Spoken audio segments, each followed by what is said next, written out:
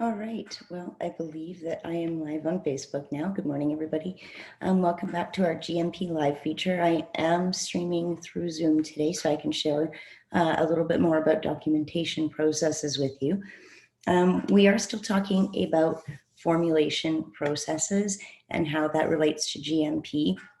And ensuring that while we're formulating, while we're labeling, while we're working on getting distribution happening, that everything follows a certain line of command and processes are in place to protect the quality of our product and to reduce any potential for contamination of either the product or the packaging, or in some cases, the labeling. So carrying on to that effect, one of the many items on the process control list states establish written controls and procedures for reprocessing batches that do not conform to your finished product specifications. So what this means and what this is referring to is if you make a product and this product is for whatever reason not meeting your specifications, if it isn't thickening properly, if it's over thickening, if it smells a little off, if we're seeing air bubbles in the final product and we're not used to seeing air bubbles in the final product, what are our processes as manufacturers to fix the issue at hand and to reprocess that raw material and make it usable? And if we can't make it usable, how do we dispose of it and where do we sign off for that? So those are all things that are part of the material processing controls. The next one is securely store labels to prevent mix-ups. Stored and withdrawn against a labeling order and reconciled at the end of every turn or of every run.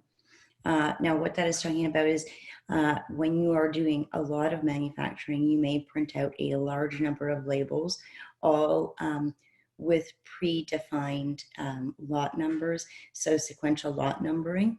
If you're a smaller business like myself, as I'm manufacturing, I will make a product and manufacture labels just for that product. So I don't store any additional labels on site that may create any type of a mix-up or a wrong label going on a wrong package, let's say.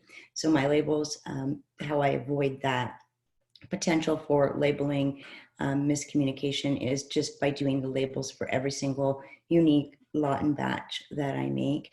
Additionally, that allows me to ensure that I have checked the expiry on all of my raw ingredients and that I am creating a safe and effective expiry date for my final product. Then it gets into investigating and accounting for any significant unusual discrepancies observed during reconciliation of the product or labels.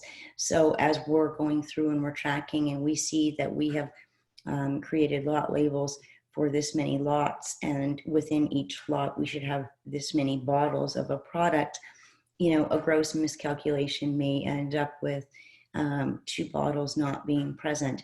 And how do we account for that discrepancy in the number of bottles versus the number of labels that we have assumed we would require? What is our process for backtracking and for checking to make sure that we have accounted for every bit of product and every label that is assigned to this particular batch? Then we get into, where are we here? Sorry. So preventing cross-contamination and mislabeling by establishing procedures for removing all raw and or packaging materials and finished products from previous run areas. So again, when I am manufacturing as a small manufacturer, this would be entirely different if you had like an assembly line and you had multiple people working on multiple ends of your product. But in the case of a small manufacturer, or even a medium-sized manufacturer, I think that the safest, most economical way to manage these processes is to only take out your raw materials that you're going to be using just for the batch of products that you're making. So in order to save any confusion, we are ensuring the inventorying is done correctly, the labeling is done correctly, we are assigning unique identifiers to each product we take in through inventory, and we are only pulling out the ingredients and the equipment and the packaging that we need for that particular batch. And so then there is no error and there is no room for error if we have no other products out. If you're working in a bigger assembly area and you have multiple people working on it, you would likely within your processes identify this person is working on semi-solids and they are responsible for this list of unique identifier ingredients. And this person is maybe working on lotions and they are only requiring these, and these are the specific unique identifiers that that person is allowed to work with. And now the allowances are written up and drawn out in detail in your GMP according to your training manual that is part of your standard operating procedures. And the quality assurance person has to sign off on person A is trained for and allowed to make this product, and person B is trained for and allowed to make this product. And once we get into standard operating procedures, you'll see that there's actually a training record. And within that training record, you can set up different levels of training for different employees or contractors. Now, I myself have 2 young women who come in and help me making my product. Both those young women are trained. One is trained a little bit more in a certain area. And so that is where she is always directed into making semi-solids and salves and things like that. That is her real forte right now, while she's still developing skills and learning about other things. The other young woman is really great with oil-based products. So any type of bath oils, any type of hair oils, any type of blending of essential oils, that's her forte. When we're talking about emulsions and things that require a little bit more knowledge and skill level, those are things that I take on myself. But each of these women, myself included, have a very specific outline of what products they are allowed to make and that they have training on making. And again, it's recorded in your training manual, which is part of your standard operating procedures manual. So the standard operating procedures manual and the good manufacturing practices manual go hand in hand with each other. And one is really reliant on the other, and it goes both ways. So carrying on here, we're going to talk a little bit more about processes. So we're set up and follow written procedures to ensure that the correct labels and packaging materials are used and issued. So again, you should be having one specific type of packaging that you use for each specific product. And it should be drawn out and written out that this is the packaging, this is where the packaging comes from, this is the size of the packaging, this is the type of lid closure on the packaging, this is the type of label that we use on the packaging, and this is the security tapes and stuff that we put on the packaging to ensure that consumers know it has not been opened. So we should have that all drawn out in our good manufacturing practices, and it should be as simple as flipping open to your master formulation sheet to identify exactly what is required for each master formulation. And then next, we're going to talk about identifying each package with a lot and batch number and expiry date that permits the determination of the history of the manufacturer and control of the lot. So again, the lot numbers and batch numbers are critical to tracking the safety and efficacy of each product uniquely, as well as the expiry date. Now, if expiry dates are something that you may be a little bit new to, you should always use the earliest expiry date of a raw material as your expiry date for your product. So let's say we're using 6 raw materials to make one final product, and each of those 6 has a different expiry date. You will take the earliest expiry date and make that your expiry date for your product, because if that single ingredient starts to turn, it will throw off the entire rest of the formula. And then lastly, we should be restricting access to the production area to authorized personnel only. Now, I know it's a little bit challenging when we are operating out of our homes and running a home business, but we can define in our good manufacturing practices who the allowable authorized personnel are. We are the ones who determine that. So in my case, in my good manufacturing practices manual, I've actually got it written out that my husband and my 3 children are authorized personnel. So they can be in the production area while I'm working, so long as they meet certain specifications themselves in terms of hygiene and health. And you are the one who is writing this up. You are the one who is designing this specifically for your unique business and your unique issues. And so you can put anybody that you think will be part of your day-to-day living while you are in production mode. You can include them in your authorized personnel and just have a reason within it that this is why they are allowed there. So that is really all of the outlined material on the processing of materials. And I am going to flip over and just share my screen for a couple minutes and show you guys a couple of the documents that I've been talking about.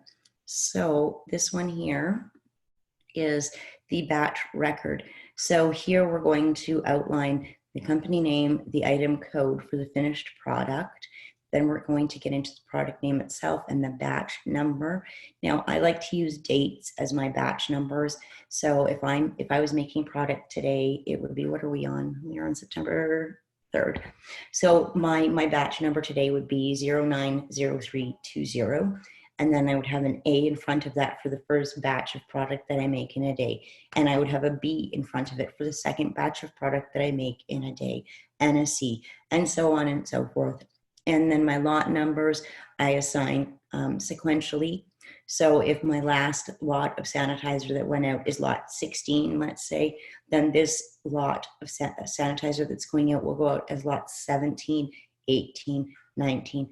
The batch number does change, but the lot numbers, I maintain that sequential numbering for easy tracking purposes.